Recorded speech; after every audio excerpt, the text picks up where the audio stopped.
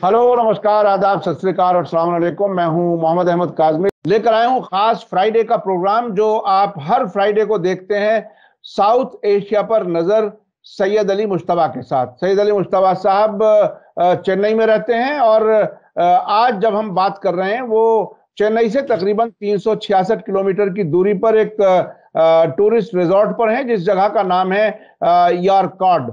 ये सेलम के नजदीक है और काफी अहम टूरिस्ट स्पॉट है। 2000 फीट ऊपर है समंदर से। तो आजकल ये रेस्ट करने के लिए गए हैं, लेकिन इस बीच में भी हमारे लिए वक्त निकाला है। आज हम जिन इश्यूज पर बात करेंगे वो बहुत ही अहम है। एससीओ मीटिंग हुई है गोवा में, जहां बिलावल भुट्टो आए हैं, लेकिन उनके सफर से पहले ही भारत की तरफ से एक लंदन में कोई कोशिश हुई जिसमें कश्मीर के सिलसिले में कुछ बातें की गई हैं।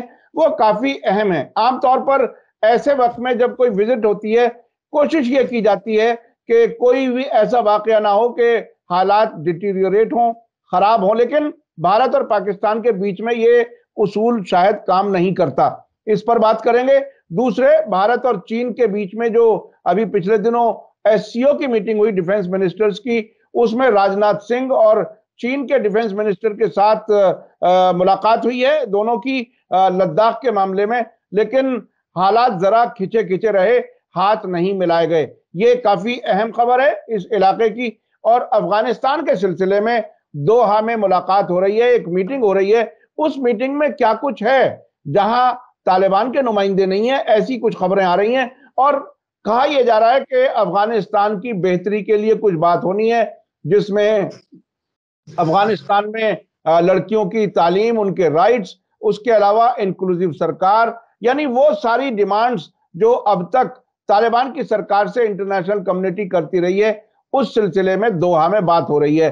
आपको याद होगा कि दोहा में अमेरिका और तालिबान के बीच में बात हुई थी, जिसके बाद अमेरिकी फौजी वहां से वापस गए थे। तो ये कई अहम डेवलपमेंट्स हैं, अहम खबरें हैं।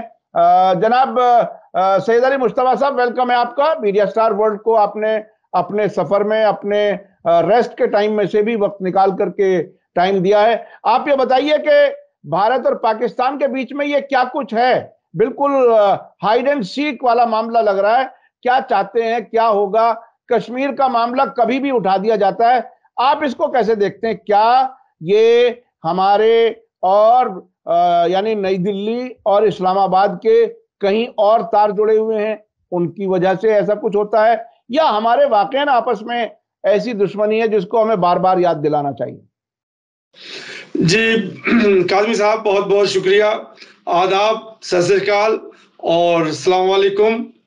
जी, मैं यहाँ पे यारकाट से आपसे मुखातिब हूँ और ये जो खबर है वो बिलावल भुट्टो के गोवा में मतलब शिरकत करने के लिए एससीओ की मीटिंग में, और यहाँ भी बहुत सारी चीजें निकल के आएंगी आज के बाद और क्या उसका नतायज हुए हैं, क्योंकि यहाँ पे फॉरेन मिनिस्टर चाइना के भी होंगे, रशिया के भी होंगे और पाकिस्तान के भी होंगे, इंडिया के तो होंगे, इंडिया होस्ट है। तो बहुत सारी चीजें खबर निकल के आएंगी। लेकिन ये खबर जब निकल के आए उससे पहले जो है, ये हमारे जितेंद्र सिंह साहब जो हैं, जो साइंस एंड टेक्नोलॉजी के मिनिस्टर ऑफ स्टेट हैं, वो अभी लंदन की सफर पे गए हुए हैं। वो 6 दिन की उनकी विजिट है इंग्लैंड की, और उसमें उन्होंने जो है एक मीटिंग की है। ये प्रेस कॉन्फ्रेंस नहीं था, ये एक मीटिंग की है जिसमें जो कश्मीरी लोग हैं, जो भारतीय कश्मीरी लोग हैं, उनके साथ ये मीटिंग हुई है। क्योंकि कश्मीरी सपोर्टर्स और कश्मीरी हिमायती ऐसे बहुत सारे ग्रुप जो हैं वो लंदन में, मैं क्योंकि लंदन में रह चुका हूं इसलिए मुझे सारी चीजों का इल्म है। तो इन्होंने एक बाकायदा मीटिंग की है सिर्फ वो जो हिमायती लोग हैं इंडिया के, और जो मतलब ये है कि इंडियन नैरेटिव जो कश्मीर की है, उनके साथ उन्होंने बातचीत की है। और उसमें एक बहुत ही धमाके खेज बात की है, जो कि इंडिया से बात होती रहती है, लेकिन बरतानिया की सरजमीन पर बैठ करके वो ये कह रहे हैं कि हमारी गवर्नमेंट का जो है ये मौकिफ है कि हम पीओके को वापस इंडिया में मिलाएंगे। ये इसके लिए हम तो अब 370 तो हमने मतलब अब्रोगेट कर ही दिया और इंडिया में उसको मिला ही लिया, जो कश्मीर का जो 370 से नाता था। तो अब तो कश्मीर जो है वो तो इंडिया का मेनलैंड का पार्ट हो गया। अब हमारा जो दूसरा एजेंडा है वो पीओके का है और हमारी गवर्नमेंट उसमें भी जो है बहुत सख्ती से काम कर रही है और हम उसको जो है मतलब पूरा करेंगे और पीओके को मिलाएंगे। और उसके बाद उन्होंने दो चार बातें और कही हैं। एक बात तो ये कहा कि ये 370 के खत्म हो जाने के बाद कश्मीर में बहुत तेजी से डेवलपमेंट हो रहा है और इंडिया जो है और कश्मीर जो है दोनों एक दूसरे के मतलब बहुत करीब आ गए हैं और मतलब ये कि वो जो सारे फासले थे पहले वो सब मिट चुके हैं और डेवलपमेंट हो रहा है और तरह तरह की चीजें हो रही हैं। इसके अलावा उन्होंने एक चीज और कही है कि हम जो यहाँ पे ये बात कर रहे हैं कि हम कश्मीर को मिलाएंगे और कश्मीर को ये करेंगे, ये नैरेटिव जो है वो इंडिया में चल रही है और बीजेपी की तरफ से चल रही है। इसको मैं यहाँ पे लेके आना चाह रहा हूँ और मैं ये चाहता हूँ कि जो कश्मीरी लोग यहाँ पे लंदन में हैं वो इंडियन नैरेटिव को आगे बढ़ाएं और उसको जो है प्रचार करें और जो उसके एडवर्सरीज के जो जो जो जो नैरेटिव है कि कश्मीर को आजाद कर दीजिए या कश्मीर को पाकिस्तान में मिला दीजिए, उनको जो है आप चैलेंज करें और इंडियन नैरेटिव को जो है वो आगे बढ़ाएं। तो ये जो है ये खबर है। तो इस खबर की अब एनालिसिस मैं आपको ये बता दूं कि हमारे उस्ताद हुआ करते थे स्टीफन कोहन साहब, बहुत बड़े शख्सियत हैं वो साउथ एशिया के मानने में। वो जब भी आते थे और कहते थे कि आज से नहीं किसी भी इंटरनेशनल कॉन्फ्रेंस में इंडिया जो है एक लैपडॉग लेकर के जाता है और वो लैपडॉग जो है वो पाकिस्तान है। जैसे इंडिया बोलना शुरू करता है वो लैपडॉग जो है वो भूखना शुरू कर देता है कश्मीर कश्मीर कश्मीर। तो ये तो मंजर पूरे दुनिया में चल रहा था कि जहां इंडियन कोई भी फॉरेन मिनिस्टर या कोई भी फॉरेन सेक्रेटरी कुछ बोला, कश्मीर पाकिस्तान ने उसको परचम लहरा दिया कि कश्मीर की बात होगी। अब यहां पे मैं ये देख रहा हूं कि ये पहले भारतीय मिनिस्टर हैं जो कश्मीर के बारे में बाहर के सॉइल में बात कर रहे हैं। ये एक बड़ा नया चेंज है एज ए जर्नलिस्ट के लिए और एज ए एनालिस्ट के लिए, जो कि इंडिया की थिंकिंग को बताता है कि अब जो कश्मीर है वो इंडिया के जो पॉलिटिकल और जो सियासी माहौल में और बीजेपी के नैरेटिव से अब वो निकल के इंटरनेशनल प्लेटफॉर्म पे जा रहा है। मैं इसको यही देख रहा हूं। अब इसके आगे क्या होगा या नहीं होगा। दूसरा अब तक भारत सरकार की जो पोजीशन रही है, नंबर एक, जम्मू कश्मीर हमारा अटूट अंग है, पीओके पाकिस्तान का गुलाम है, हम उसे वापस लेंगे। पार्लियामेंट में भी ऐसा एक रेजोल्यूशन पास हुआ था, मुझे याद है नरसिम्हा राव ने एक बार लाल किले पर भी प्राइम मिनिस्टर के तौर पर यह बात कही थी।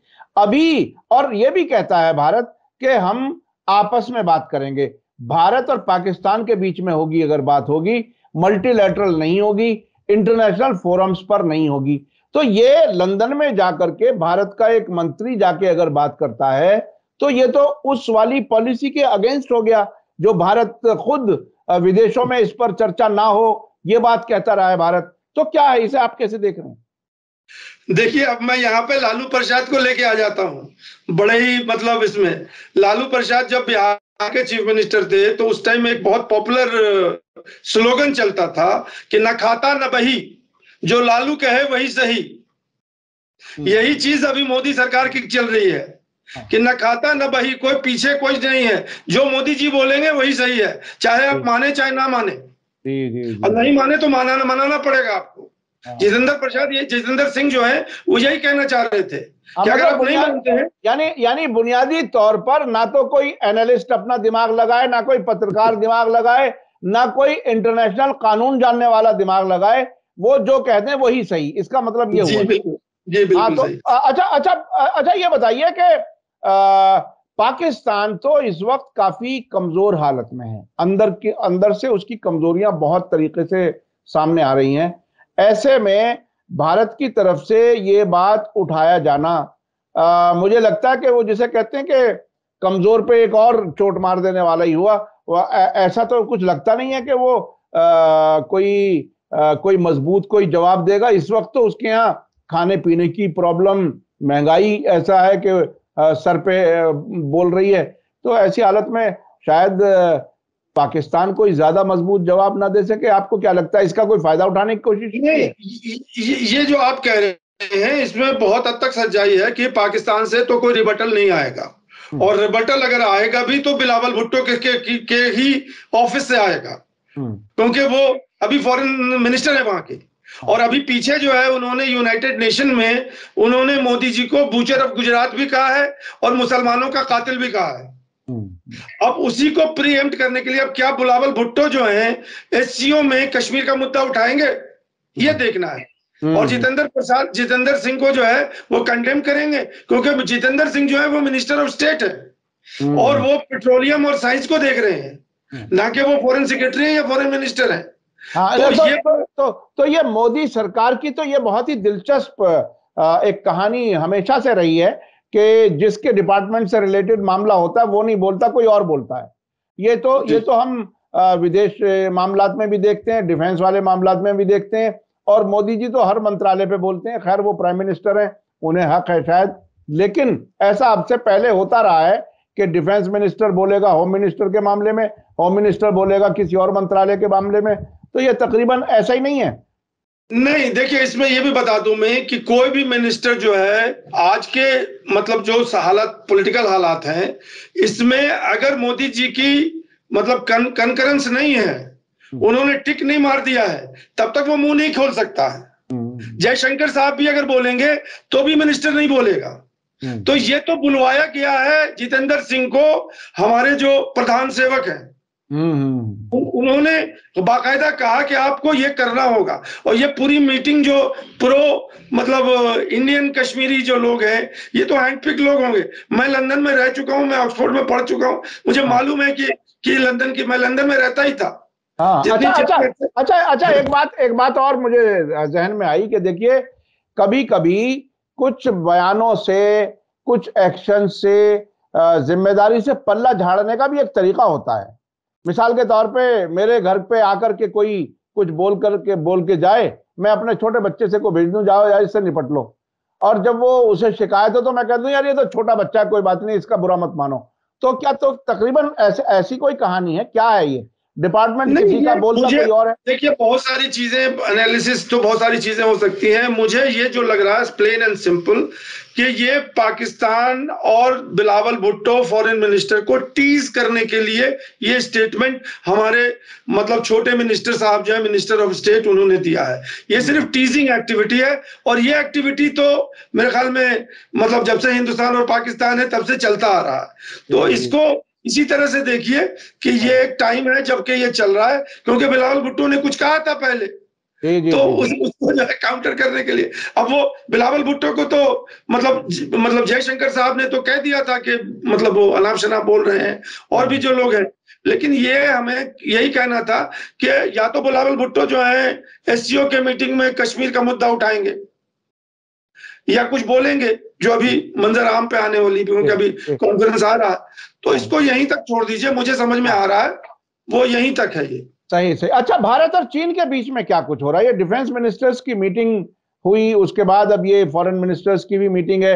डिफेंस मिनिस्टर्स की मीटिंग के दौरान बहुत ही दिलचस्प कुछ वाकयात हुए हैं। वो क्या कुछ है? क्योंकि देखिए पूरा देश मोदी जी की तरफ देख रहा है, वो चीन कब बोलेंगे, वो चीन का नाम कब लेंगे। अब तो चाय का भी जिक्र नहीं करते, कुछ लोग कहते हैं कि उसमें भी चूंकि CH इस्तेमाल होता है तो वो अब चाय का भी जिक्र नहीं करते। तो क्या अब लद्दाख के मामले में क्या हमने कोई ज्यादा मजबूत पोजीशन ली है चीन के डिफेंस मिनिस्टर के सामने? जी, ये डिफेंस मिनिस्टर की मीटिंग पिछले हफ्ते हुई थी जो एससीओ के हवाले से, वो सारे जितने भी एससीओ के मेंबर हैं 8-9 मेंबर जो हैं वो सब दिल्ली आए थे और उनकी डिफेंस मिनिस्टर की मीटिंग हुई थी। और वो अभी वही जो है वो फॉरेन मिनिस्टर की मीटिंग हो रही है गोवा में जो अभी चल रही है। तो पिछले फ्राइडे को और उसके 1-2 दिन पहले वो मिनिस्टर की मीटिंग हुई थी, और इसमें ये 1-to-1 मीटिंग हुई थी। राजनाथ सिंह इंडिया के डिफेंस मिनिस्टर हैं और ली शांगफू जो हैं वो चाइना के डिफेंस मिनिस्टर है। डिफेंस मिनिस्टर की मीटिंग हुई थी। तो इसमें दो चीजें जो हम जैसे पत्रकार हैं उनको बहुत इंटरेस्ट है। मीटिंग तो हुई थी, एक तो राजनाथ सिंह ने हाथ नहीं मिलाया अपने काउंटर पार्ट से, दूसरा कि राजनाथ सिंह ने सारे मंत्रियों को, सारे जो डिफेंस मिनिस्टर हैं, उनको भारत की तरफ से एक मोमेंटो दिया जाता है in the end of the meeting कि लीजिए साहब ये मोमेंटो अपने आप ड्राइंग रूम में रखिएगा कि हम भारत गए थे। तो वो मोमेंटो भी नहीं दिया उन्होंने ली शांगफू को। तो ये से समझ में आता है कि कितनी कड़वाहट है इंडिया और चाइना के मतलब डिफेंस रिलेशनशिप में। अब आ जाइए जो मेन इशू है, तो इसमें सबसे पहले डिफेंस मिनिस्टर ने, हमारे राजनाथ सिंह ने ये कह दिया है कि चाइना ने जो है वो वायलेट किया है बॉर्डर एग्रीमेंट को, और उसने इरोड किया है इंटायर बायलैटरल रिलेशनशिप जो चल रही थी बिटवीन द टू कंट्रीज। ये बॉर्डर इश्यूज को लेकर करके इसको इन्होंने मतलब बहुत हद तक जो है वो इरोड कर दिया है। और उसने ये कहा कि जो सबसे बड़ी बात है कि ऑल रिलेटिंग, जितने भी इश्यूज चाइना के साथ हैं, इंडिया और चाइना के, उसमें सबसे प्राइमेसी जो है वो बॉर्डर इशू की है। अब जैसे इंडिया कहता है ना कि हम बात करेंगे पाकिस्तान से, लेकिन पहले टेररिज्म खत्म करें आप, तब हम बात करेंगे। अब इंडिया वही मौक़िफ़ लेके आ रही है कि पहले आप बॉर्डर इश्यूज को रिजॉल्व कीजिए, तब हम फिर आगे बायलैटरल कोई बात करेंगे।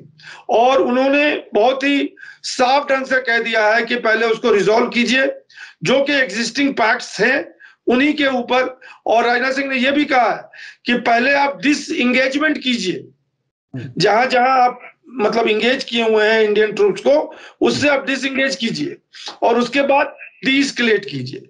तो ये जो है this is the way forward, ये मतलब पॉजिटिव मतलब तरीका है। तो ये तो बहुत कड़े अल्फाज से जो है उन्होंने मतलब चाइना के को बताया है कि पीस एंड ट्रैंक्विलिटी जो है तभी हो सकता है जबकि आप बॉर्डर के इश्यूज को। अब चाइना के डिफेंस मिनिस्टर का जो मौक़िफ़ है वो ये है कि उन्होंने कहा है कि अभी जो है, अभी के डेट में जो बॉर्डर इश्यूज हैं वो जनरली स्टेबल हैं। Both sides have maintained communication through military channels and diplomatic channels, और कोई बॉर्डर इश्यूज में मतलब कोई ऐसी तनाव नहीं है जिसकी बहुत इमरजेंसी है। तो एक स्टेबल मतलब कंडीशन है दोनों तरफ से। दूसरी बात उन्होंने कही है कि बॉर्डर इश्यूज को जो है वो बायलैटरल इश्यूज के जो बड़े बायलैटरल इश्यूज हैं उसमें अप्रोप्रिएट पोजीशन पे जाके रखिए उसको, ना कि उसको वहां से उठा के नंबर 1 पे ले आइए। ये उनका कहना है। और उनका कहना यह है कि पहले जो है हम लोग मतलब इसको लॉन्ग टर्म व्यू लीजिए, ये ऐसा क्विक फिक्स नहीं है, ये एटीएम नहीं है कि पैसे लगाए पैसे गिराए, कार्ड लगाया पैसे गिराया।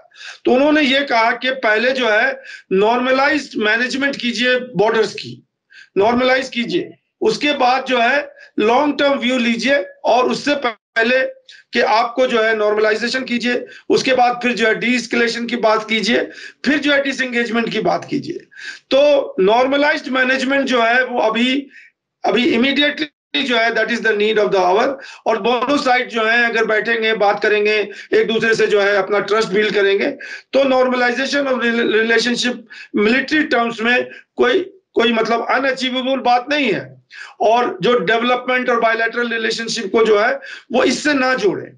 और उसके बाद उन्होंने ये भी कहा है कि जो मीटिंग में जो है वो ये कह रहे हैं कि मतलब इसको जो है अपने जगह पे रखें, बॉर्डर इश्यूज जो हैं वो उनके लिहाज से is one of the very small matter between India and China. लेकिन देखिए मुस्तफा साहब, एक बात हमें याद रखनी चाहिए कि LAC के बारे में हमारे राजनाथ सिंह ने भी एक बार शुरू में बयान दिया था, जब मोदी जी पर सवाल उठ रहे थे वो क्यों नहीं बोल रहे, तो उन्होंने कहा था कि साहब वो बहुत सी चीजें डिफाइंड नहीं है, यानी जहां तक जिसकी फौज आ गई उसी का मान लिया जाता है। तो चीन के बारे में ऐसी रिपोर्टें कई बार आई हैं, आपसे भी बात हुई है इस सिलसिले में, कि चीन करता यह है कि 10 कदम आगे जाता है, 5 कदम पीछे चला जाता है, इतने में सामने वाले को खुश करने की कोशिश करता है। अब वो ये कह रहा है कि ये बहुत छोटा इशू है, इस पे बात ही मत कीजिए। हमारे मीडिया में, गोदी मीडिया होने के बावजूद, सैकड़ों किलोमीटर का जिक्र आ चुका है, अगर शायद मैं एग्जैक्ट नहीं बता सकता, कि वो इतना चीन ने अपने कब्जे में कर लिया है। तो ऐसे वक्त में तो ये ऐसा लग रहा है कि चीन हमें, भारत को टर्म्स डिक्टेट कर रहा है। आपको ऐसा नहीं लगता? देखिए, यहाँ पे आपके से थोड़ा सा मैं डिफरेंस ऑफ ओपिनियन रखता हूँ। हाँ। यहाँ पे राजनाथ सिंह से मैं इसको पहले के मतलब जो जो जो जो घटना हो चुकी है या पहले के जो भी डिस्कशंस हो गए हैं उससे अलग करके मैं सिर्फ राजनाथ सिंह तक ही मैं लेके आता हूँ। मुझे ये लग रहा है कि राजनाथ सिंह चाइना को डिक्टेट कर रहे हैं, ना कि चाइना डिक्टेट कर रहा है। चाइना डिक्टेट तो ग्राउंड पे कर रहा है, लेकिन मीटिंग में राजनाथ सिंह डिक्टेट कर रहे हैं। वो ये कह रहे हैं कि पहले आप डीएस्केलेशन कीजिए और फिर डिसएंगेजमेंट कीजिए, तब फिर मैं आपसे कोई भी बात कर सकता हूँ। मुश्तबा साहब, मेरा खेत कोई और कब्जा कर ले और मैं कमरे में बैठ के बात कर लूं तो उसका नतीजा तो मुझे तो कुछ नहीं मिला ना। मीटिंग में सिर्फ खबरें ही मैं छप जाऊंगा। उसके अलावा जो अगर जमीन पे उसके फौजी बैठे हैं तो मेन कंसर्न तो उसका होना चाहिए। ये क्या हुआ कि मेरा घर कोई कब्जा कर ले, मैं बिल्कुल इजराइल फिलिस्तीन की तरह से जाके बात करूं और कभी 1 इंच वापस ना आए? क्या ऐसी हालत में हम लोग? देखिए, यहाँ पे जो बात है वो ये तो समझनी पड़ेगी कि अगर जो राजनाथ सिंह ने मतलब बहुत ही बोल्ड, अगर मैं कहना चाहूं तो बहुत ही बोल्ड मतलब इनिशिएटिव लिया है, और ये पहली बार कभी भी कोई डिफेंस मिनिस्टर इस तरह से मतलब किसी चाइना के मतलब मिनिस्टर को बाकायदा जो है वो एक धमकी भरा जो है वो बायलैटरल रिलेशन में जो है वो कह नहीं सकता है। लेकिन हकीकत तो ये है ना कि चाइना ये कहेगा कि आपको जो करना आप कर लें, मुझे जो करना मैं करूंगा। तो कहां जाएंगे आप? मुझे जो करना है वो मैं करूंगा, आपको जो करना है आप कर लीजिए, फिर आइए लड़ाई कर लीजिए। और हमारे यहाँ 4-4 साल के फौजी होंगे तो वो क्या कर लेंगे? जी, वही तो चीज है। अब मैं आपको खबर की तरफ ले जाना चाह रहा हूं। अब ये जो मीटिंग हो गई, मैंने मीटिंग का तो पूरा आपको बता दिया कि राजनाथ सिंह ने क्या कहा और उनके मिनिस्टर ने क्या कहा। दोनों जो हैं वो अलग अलग प्लेटफॉर्म पे है। वो राजनाथ सिंह कहते हैं कि अभी आप जो है मेरा वो डिसएंगेजमेंट और डीएस्केलेशन कीजिए। उनका कहना है कि आप लॉन्ग टर्म व्यू लीजिए, पहले नॉर्मलाइज, स्टेबल तो है ही है रिलेशनशिप, नॉर्मलाइज कीजिए, नॉर्मलाइज करने के बाद जो है फिर आप डीएस्केलेशन की बात करें और फिर जो है डिसएंगेजमेंट की बात करें, तो वो लॉन्ग टर्म का उनका अपना मौकिफ है। तो अभी जो है इसी के बाद चाइना में जो है वो एक इंस्टीट्यूट है जिसका नाम है Chinese institute of contemporary international relation. वहां पर कोई रिसर्चर हैं या कोई बहुत सीनियर मतलब वहां के ओहदेदार हैं जिनका नाम है ह्यू शीशांग। उन्होंने इस पूरे मीटिंग को जो है वो समअप किया है और उनका ये कहना है कि चाइना जो है वो इंडिया से क्यों खफा है, ये चाइना का मौकिफ है। तो उसका ये कहना है, जैसे राजनाथ सिंह ने कहा है कि चाइना ने वायलेट किया है जितने भी सारे पैक्ट्स हैं इंडिया और चाइना के बॉर्डर इश्यूज पे। उनका कहना है कि इंडिया ने वायलेट किया है 1993 का एग्रीमेंट, 1996 का एग्रीमेंट, 2005 का एग्रीमेंट, 2013 का एग्रीमेंट। उनका कहना है कि इतने सारे एग्रीमेंट हो चुके थे इंडिया चाइना को के साथ, और इतने एग्रीमेंट 93, 96, 2005, 2003 इसको इंडिया ने किया है। और उन्होंने 4 रीजन दिए हैं जो कि इंडिया से और चाइना के बॉर्डर रिलेशनशिप को मतलब बहुत ही टेंस बना दिया है। एक तो उन्होंने कहा है कि इंडिया ने 1999 में एक जगह है चुम्बी गेस्टी फॉल्स, फॉल है वहां पे, पहाड़ से जो है झरना गिरता है, और वो डोनजांग एरिया है, इसको 1999 में ले लिया, जो कि बहुत ही टेंस मोमेंट था और ऑलमोस्ट इंडिया चाइना वॉर पे चली जाती। ये होली वाटरफॉल्स है, 108 वाटरफॉल उस जगह गिरते हैं, और वो चाइना का जो है मतलब पहले वो टेरिटरी था, और वो यंगस्टे एक जगह है वहीं पे मतलब वो अभी है, और आज के डेट में भी बहुत ही highly contested and disputed area in the long in the on the LAC है। तो ये 1999 का जो वाकया है वो चाइना को इंडिया से मतलब एक तरह से दूर ले गया, और इंडिया चाइना जो है बिलीव नहीं करता है कि इंडिया जो है वो मतलब जो भी बात कर रहा है वो, जैसे हम कहते हैं कि चाइना ने इतना टेरिटरी हमारा ले लिया, उसने हमको ये कर दिया। तो ये एक रीजन है, उसने कहा कि जो इंडिया जो है उसने किया है। दूसरा ये लद्दाख वाला मामला 2019 में कि उसने जो है उसको यूनियन टेरिटरी बना दिया। तीसरा जो उनका मेन चीज है कि अब इंडिया जो है बहुत एग्रेसिव तरह से पेट्रोलिंग कर रहा है 2020 के बाद से, जब से उनकी रोड खुली है, और उसी के वजह से उनका कहना है कि गलवान जो हुआ था उसी के वजह से हुआ था, कि वो जो पेट्रोलिंग कर रहे हैं यहाँ लेह से लेकर करके कोराकोरम हाईवे तक, जो हाईवे वो कोराकोरम जो माउंटेन रेंज है वहां तक इंडिया की जो है रोड पहुंच चुकी है अभी तक, और उस पर इंडिया बहुत ही मतलब पेट्रोलिंग जो कर रहा है वो अनड्यूली एग्रेसिव है, और इन पूरे रास्ते पर जो है ब्रिजेस बना रहा है, रोड बना रहा है, जो कि वायलेशन है मतलब प्रीवियस एग्रीमेंट का, कि जब तक एलएसी का मामला जब तक नहीं हो जाता है सॉल्व तब तक कोई कुछ नहीं करेंगे।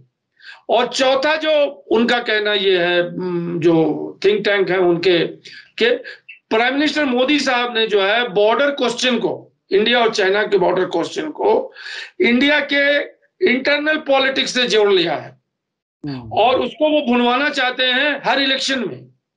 और इंडिया चाइना का जो रिलेशनशिप है, बायलैटरल रिलेशनशिप, वो आपके अब हो गया है मतलब फर्स्ट मतलब ये है कि एजेंडे पे फर्स्ट आ गया है, जो कि वायलेशन है 1998 के राजीव गांधी और उनके डेन ज़ोंगपिंग जो हेड थे उनके साथ एग्रीमेंट हुआ था, जिसमें ये बात तय पाई थी कि बॉर्डर डिस्प्यूट को जो है हम बैक बर्नर में रखेंगे और other aspect of bilateral relationship जो है वो आगे चलेगी, ट्रेड और ये वो जो भी कुछ है।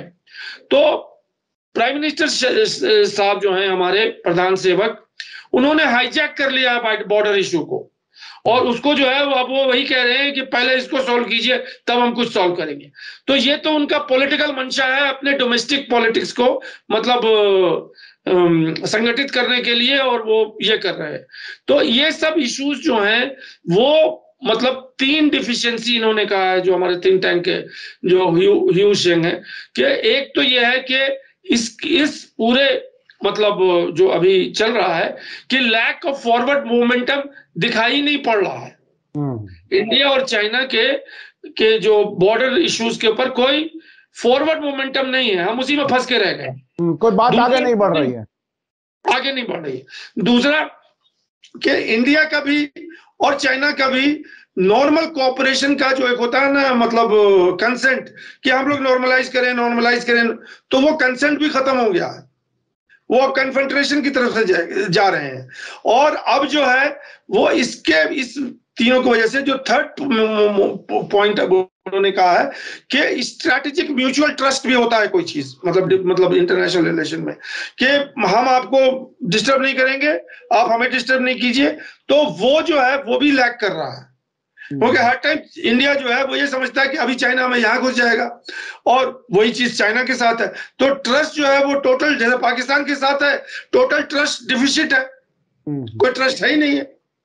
तो ये 3 जो चीज है उन्होंने कहा कि एक तो ये है कि फॉरवर्ड मोमेंटम नहीं होने वाला, कहीं दिखाई नहीं पड़ता कि कहीं फॉरवर्ड। इसमें एक चीज तो नतीजे के तौर पर समझी जा सकती है कि चाइना के थिंक टैंक इस लाइन पर सोच रहे हैं कि शायद मोदी जी 2024 इलेक्शन में चाइना को भुनाएंगे। ये एक इशारा समझा जा सकता है, क्योंकि एक लंबे वक्त से वो खुद चीन का नाम नहीं ले रहे। अभी डिफेंस मिनिस्टर का एक बयान आ गया, अपोजिशन को तो राहुल गांधी को, बाकी और लीडर्स को मुसलसल ये शिकायत है कि चीन के बारे में मोदी जी कुछ नहीं बोल रहे, और चीन का थिंक टैंक कह रहा है कि मोदी जी इस इशू को इलेक्शन में यूज कर सकते हैं। तो शायद उन्हें ऐसा अंदाज है कि 2024 लोकसभा इलेक्शन में इसका इस्तेमाल होगा। खैर, इस पर काफी बात हो गई, हमारे जो सुनने वाले हैं उस पर खुद किसी हद तक नतीजे तक पहुंच सकते हैं। अब मैं चलना चाहता हूं अफगानिस्तान वाले मामले में। अफगानिस्तान में तालिबान की हुकूमत आए अच्छा खासा वक्त हो गया, और उसके बाद यानी तकरीबन कितना 1.5 साल से ज्यादा हो गया। तो इसमें अभी तक किसी मुल्क ने उन्हें एक्सेप्ट नहीं किया है, और कोई ऐसे हालात लगते भी नहीं। अब दोहा में क्या तालिबान के खिलाफ मीटिंग हो रही है। ये जो तालिबान की हुकूमत को कबूल ना करते हुए अफगानिस्तान से हमदर्दी जताई जा रही है। जी, ये बड़ा इंटरेस्टिंग सिचुएशन है। जो अफगानिस्तान का सिचुएशन है वो ये समझ लीजिए कि अफगानिस्तान जो है 2000 या 2001 से, जबकि अमेरिकन फोर्सेस वहां पहुंची थी और उन्होंने मतलब अफगानिस्तान पे कब्जा जमा लिया था, तब से उन्होंने, याद होगा जो एडमिनिस्ट्रेशन था यूएस का, तो उसने ये भी कहा था कि either you are, international community को, कि either you are with us or you are against us. तो उसने सारे सारे दुनिया के जो जो कंट्रीज हैं उनको अपने पक्ष में कर लिया था। और वो पक्ष में यही कहा किया था उन्होंने कि आपको कमिटमेंट देना होगा कि आप इतने पैसे जो हैं आप दीजिए अफगानिस्तान कॉज के लिए, उनके रीबिल्ड के लिए। और आज के डेट में भी जो है पूरे दुनिया से जो अमेरिकन अलाइज हैं वो पैसे देते हैं जिस पर अफगानिस्तान चल रहा है। तो इसको समझने के लिए अब आप ये समझिए कि जो तालिबान आ गए हैं यहाँ पे अफगानिस्तान में, वो भी अमेरिकन कंसेंट से आए हैं, अमेरिका के अगेंस्ट से नहीं आए हैं। तो ये जब समझ जाएंगे लोग, तो तालिबान को अभी जो मेन जो दोहा में मीटिंग हो रही है, 5 दिन की मीटिंग है, ये फ्राइडे को ही कंक्लूड करेगी और उसके बाद वहां पे, तो इसमें जो है वो 1 मई और 2 मई को बहुत इंपॉर्टेंट मीटिंग हुई जिसमें 4 एजेंडा थे। जो सबसे बड़ा एजेंडा था तो वो विमेन और गर्ल्स के राइट के ऊपर है, जिसपे सारी दुनिया शोर मचा रही है और हमारे तालिबान साहब वो हिल के नहीं दिखा रहे हैं कि हम कुछ आपकी बात नहीं मानेंगे, जो हमें करना हम करेंगे। दूसरी बात उन्होंने जो इंटरनेशनल कंसर्न है जो कि पूरे दुनिया की, कि इनकी इंक्लूसिव हुकूमत नहीं है, सिर्फ पश्तून है, वही जो है सरकार चला रहे हैं। और ये चाहते हैं कि जो इंक्लूसिव गवर्नमेंट बने और जो नदर्न अलायंस है उनके लोग भी आए और आकर करके इसमें शामिल हो। तीसरी बात जो है उनकी कि टेररिज्म पे मतलब तालिबान लोगों ने जो है अभी तक उनके हिसाब से वो मतलब रिजल्ट नहीं दिखाया है जिसके लिए उनको सरकार सौंपी गई थी। और चौथी बात है वो ड्रग्स एंड नारकोटिक्स के ट्रैफिक के लिए कि उस पर क्या कर रहे हैं। तो इन चारों पे डिस्कशन के लिए 25 मुल्क जो है दुनिया के वो दोहा में आए, और ये सारे 25 मुल्क जो हैं जो कि बहुत ज्यादा रकम जो है मतलब अफगानिस्तान के लिए देते हैं, जिसमें इंडिया भी शामिल है, पाकिस्तान भी है और ये सारे वेस्टर्न जो कंट्रीज हैं। तो अब इनको ये देखना है कि ये इनका कहना है कि how to engage with Taliban.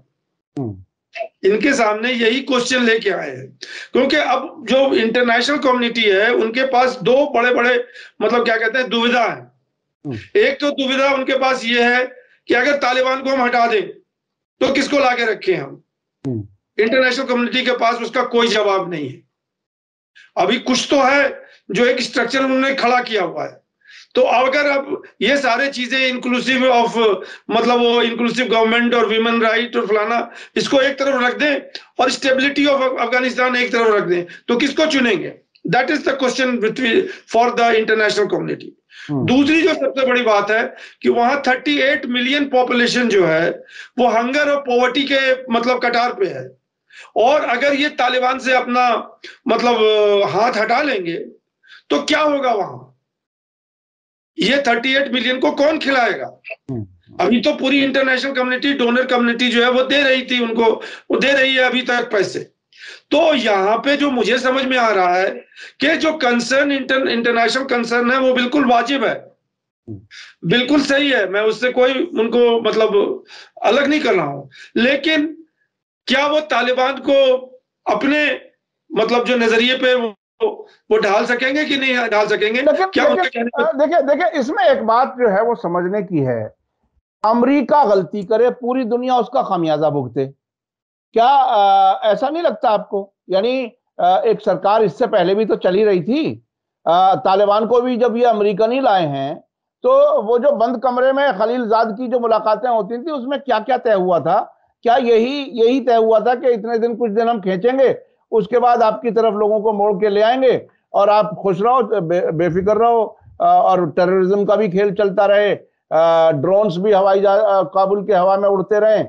पिछले दिनों अयमन जवाहिरी को मारने की बात कही थी, यानी अमेरिका की एक्सेस अफगानिस्तान के आसमान में है। तो क्या ये सब सारी अमेरिका के गुनाहों का खामियाजा पूरी दुनिया भुगते? क्या है ये? जी, ये तो बहुत बहुत डिफिकल्ट आपने सवाल पूछ लिया, और इसका जवाब मतलब मैं एक छोटा आदमी इतना नहीं दे सकता हूं।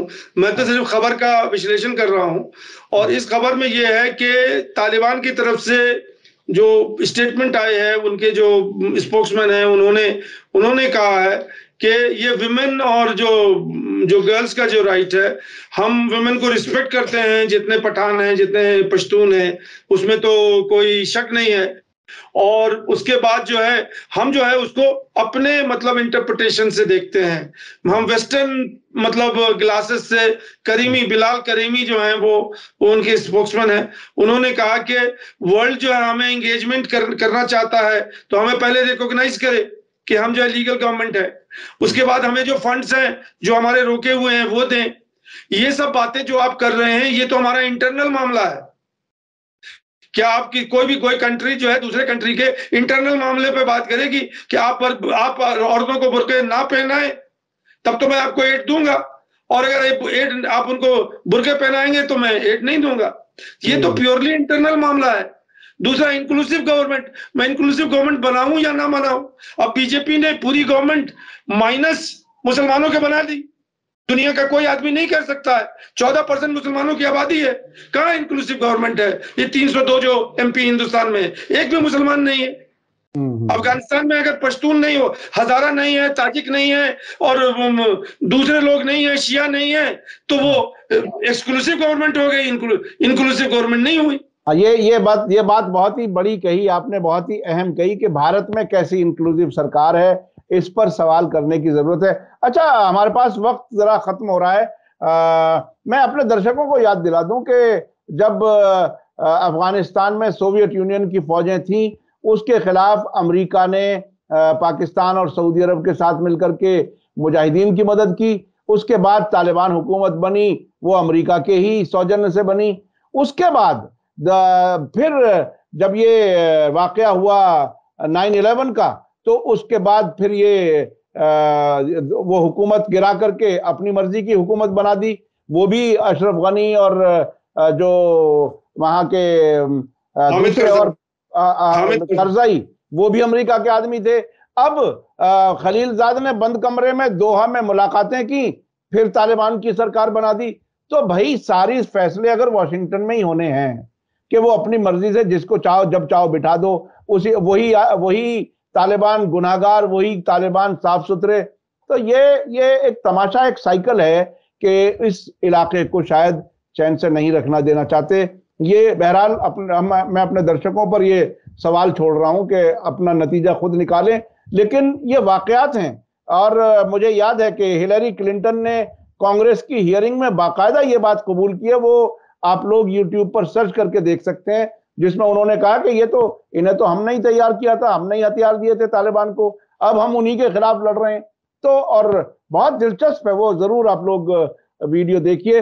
बहुत बहुत शुक्रिया सैयद अली मुश्तबा साहब। जी, आप कुछ बात कहना चाहते हैं? जी नहीं, ये मैं आपको दूसरे जो हमारा प्रोग्राम था जिसमें आपने कहा था कि बांग्लादेश में कहां से पैसे आ जाते हैं, कैसे पैसे आ जाते हैं इंटरनेशनल, तो मैं ये बताऊं कि अफगानिस्तान के मामले में जब अफगानिस्तान जहाज शुरू हुआ था और जो मदरसे बनाए गए थे, तो बोइंग कई जहाजें अमेरिका से सिर्फ डॉलर रख करके आए थे वहां, जो कि पाकिस्तान के एयरपोर्ट पे लग गए थे, और वहां पे जो है कार्टन जो है डॉलर वो बहाए गए थे, आसमान में उड़ाए गए थे इनको कि हमारी जहाद होगा सोवियत यूनियन के साथ। तो ऐसे पैसे आते हैं। अभी हमने अगस्त 2021 में जिस दिन अमरीकी फौजी गए हैं, उसी दिन हमने अशरफ गनी के भी डॉलर बगदाद उस पे काबुल एयरपोर्ट पर गिरे हुए देखे थे, जिसमें बाकायदा ये कहा गया था कि हेलीकॉप्टर में वो आ नहीं पा रहे थे, इतने ज्यादा डॉलर थे, इसलिए टर्मेक पर ही, हवाई अड्डे पर ही कुछ डॉलर गिरे हुए मिले। तो ये आते तो वहीं से हैं, सोर्स वही है, और जहां डॉलर आता है वो अपना काम करके जाता है, मुल्कों को तबाह करता है। ये बहरहाल है, बहुत सी जगहों पर हमने देखा दुनिया में कि डॉलर के लालच में कुछ लोग उनसे जुड़ जाते हैं, फिर वहां तबाही होती है, फिर उनकी मर्जी से हुकूमतें आनी, बननी, बिगड़नी। यही हाल हमने अफगानिस्तान में देखा है। बहुत बहुत शुक्रिया सैयद अली मुश्तबा साहब, आप हमें वक्त दे देते हैं। खासतौर पे आज आप अपने घर पर नहीं है, चेन्नई में नहीं है, उसके बावजूद भी आपने वक्त निकाला, उसके लिए बहुत बहुत शुक्रिया। इसी के साथ मुझे दीजिए इजाजत। धन्यवाद, शुक्रिया। जय भारत, जय हिंद। मीडिया स्टार वर्ल्ड के और वीडियो देखने के लिए हमारे चैनल को सब्सक्राइब करें और सीधे नोटिफिकेशन पाने के लिए बेल आइकन दबाएं। और अगर हमारी खबर सच्ची और अच्छी लगे तो अपने व्हाट्सएप, इंस्टाग्राम, फेसबुक और ट्विटर अकाउंट पर जरूर शेयर करें।